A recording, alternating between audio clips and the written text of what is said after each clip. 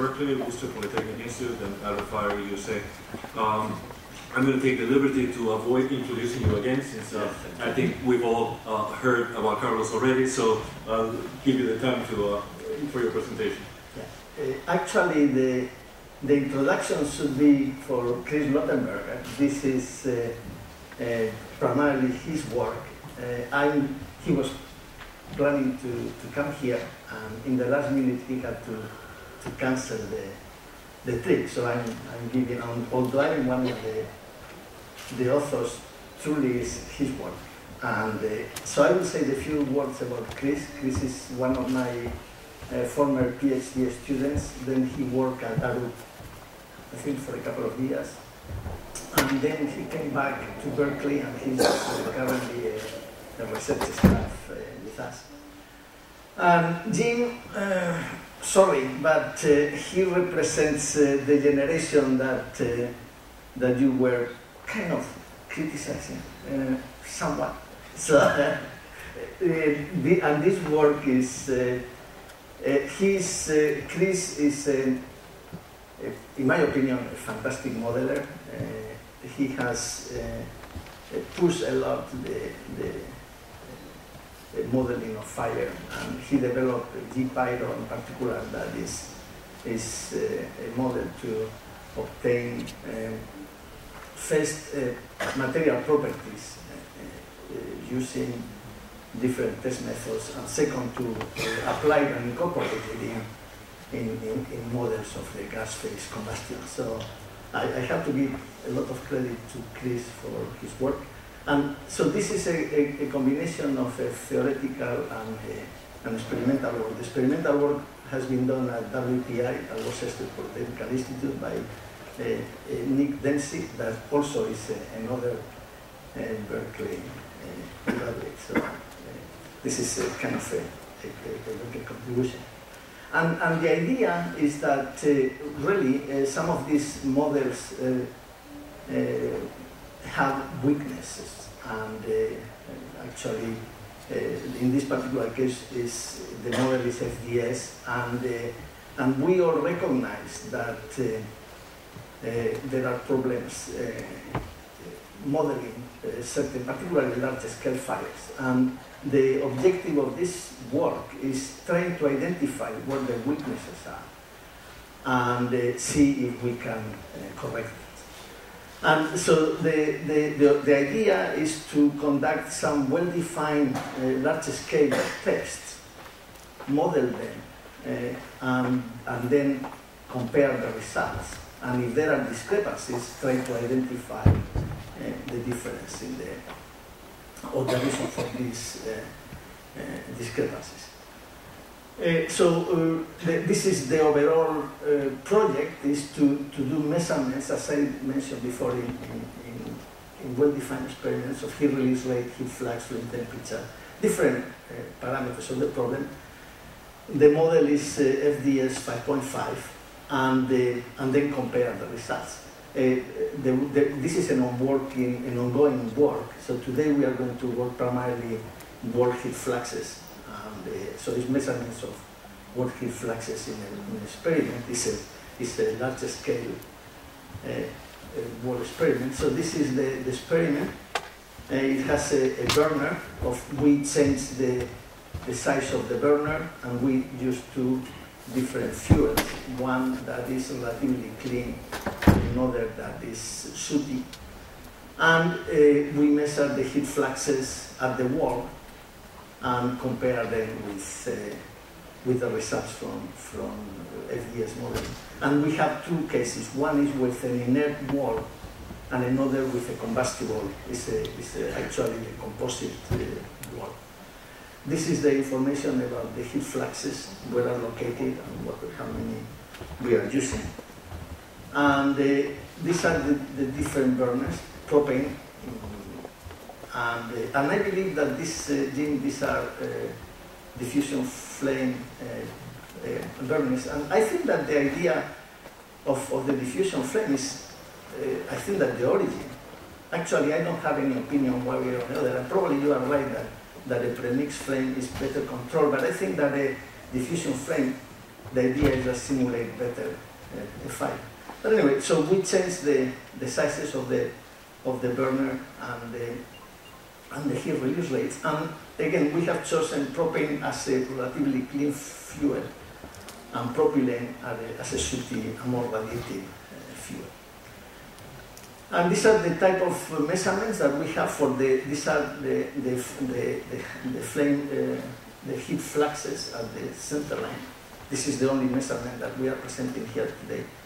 And as you can see, the results are kind of obvious.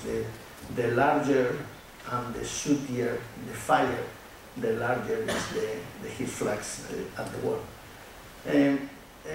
Chris has proceeded to normalize these values, and actually we have been talking quite a bit, and maybe Jim, you can help us.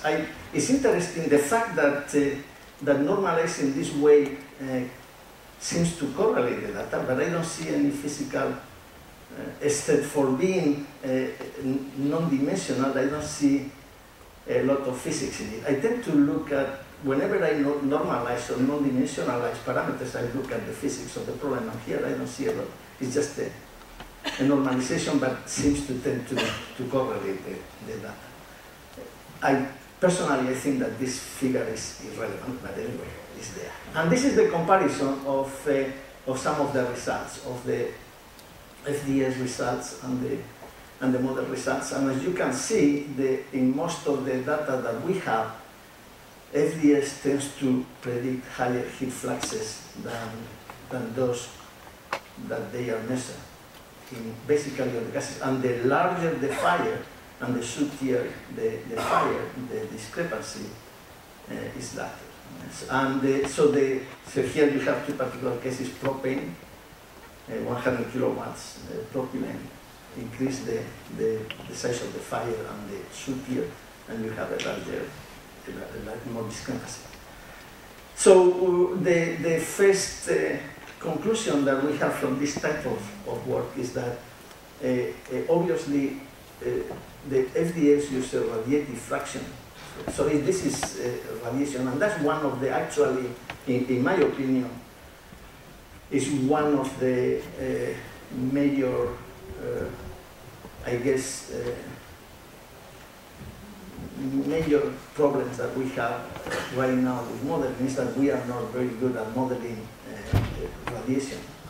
First shoot concentrations and then radiation. The use of a radiative fraction, I think, is a good compromise, but again, I think that the selection of the value, whether it is 0.3 or smaller or larger, depends on a lot of things. Depends on how sooty is the fuel, depends on the size of the fire, depends also, and this I think is very important, on the size of the grid that we are using. So this is one of the aspects. Actually, Chris Lottenberger is very interested in this subject and trying to incorporate into FDS or different fluid mechanical models the radiation aspect of the fire, going beyond of the radiative fraction. But this was one of the conclusions of this work. And then also we proceed to do works, the similar experiments, but with a combustible wall. This is a composite wall, propylene and glass, and the results. So, of course, we have used G-Pyro to obtain properties from cone calorimetry, and these properties are used. These are kinetic properties from the pyrolysis of the polymer, and then we use them in FDS.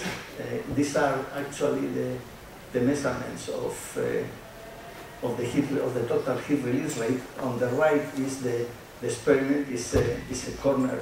It's a wall experiment, and is instrumented to measure different things. But here, just again, we are analyzing the heat flux of the wall. And these are the results of between the experiments and and the model, and interestingly enough, here the model predicts lower heat release rates than the case of a non-combustible wall. So we have here, I think this is actually, the contrast between the two results is very interesting. We have in a non-combustible wall, the model, the FDS is predicting larger heat flux at the wall. And here, at the same time that we have higher heat fluxes at the wall, we have a lower heat release rate. Okay, so these are the heat fluxes at the wall. That this is again the model predicts larger than the spray. However, the total heat release rate is smaller. So we have been struggling, we have been trying to understand what is the problem here. And finally, what we have done is to analyze the area of the area that is pyrolized as predicted at the model, and what we see in the experiments. Of course, it's a bit focused, it's a bit masked by the flames. But our conclusions is that FDS is capable of predicting flame spread in concurrent or flow-assisted flame spread. In this case, it will be an upward flame spread, but on lateral flame spread is not capable of predicting. So the area that the model, the FDS is predicting that is burning is smaller than that measured experimentally, primarily because the lateral flame spread is not captured well in the model. And this again I think is a very important conclusion from this work, is that if you consider that that we have grid size of 25 millimeters, 2.5 millimeters,